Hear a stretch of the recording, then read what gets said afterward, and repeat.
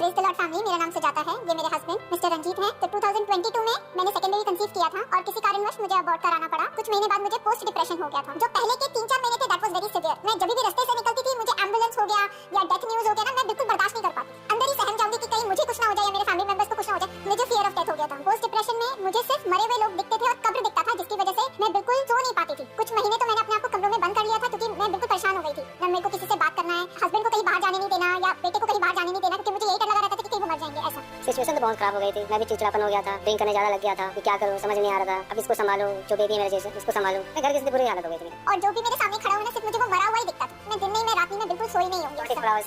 मैं ड्यूटी जा रही हूँ पर वहाँ पे भी मुझे सारे बच्चे वैसे ही दिख रहे हैं। बीइंग अ टीचर प्रोफेशन में कॉपी करेक्शन भी मैं कर रही हूँ ना, मेरे को कॉपी भी पूरा ब्लैंक दिखता था। बस मैं कॉपीज में टिक टिक टिक टिक मैं मारती जा रही थी। डायरी भी देख रही हूँ, रिटन मटेरियल देख रही हूँ तो मुझे ब्लैंक दिखता था।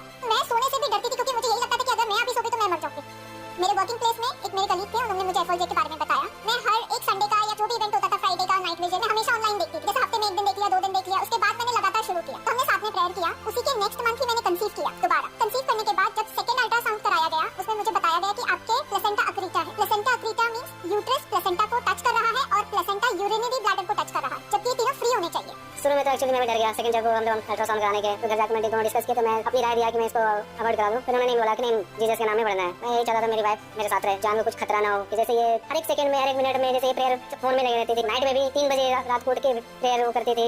जो हमारे प्रभु के दास में जो वीडियो आते हैं यूट्यूब में, वो देखते रहते। मैं भी साथ में बैठ के प्रे करने लगा उसी से धीरे। फिर ऐसे कंटिन्यू करते करते मेरे को ये लगा कि नहीं, जो है उसको हम लोग कंटिन्यू करने के लिए मैं भी तैयार हो गया।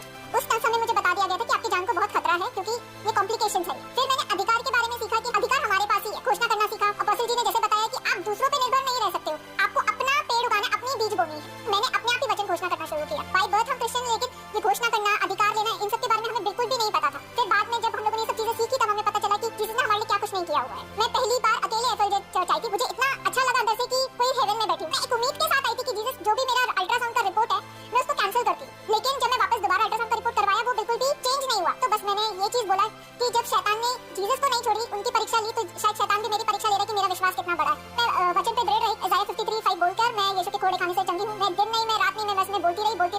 थर्ड अल्ट्रासाउंड जब कराया तभी भी कोई चेंजेस नहीं। एमआरआई कराया तभी भी कोई चेंजेस नहीं। मैं अपने वचन में अडिग रही। जब मेरा डिलीवरी के टाइम पे जब सर्जरी किया जा रहा था तभी भी मुझे बता दिया गया था कि आपकी जान को खतरा है। तो ऑपरेशन थिएटर टेबल पे भी मैं ये वचन बोलते उन्होंने मेरे को बेहोश किया। फिर मैं अपने वचन पर दृढ़ रही कि मैं बिल्कुल सही सलामत मैं वापस आऊंगी और आज मैं आपके सामने जीवित बैठी।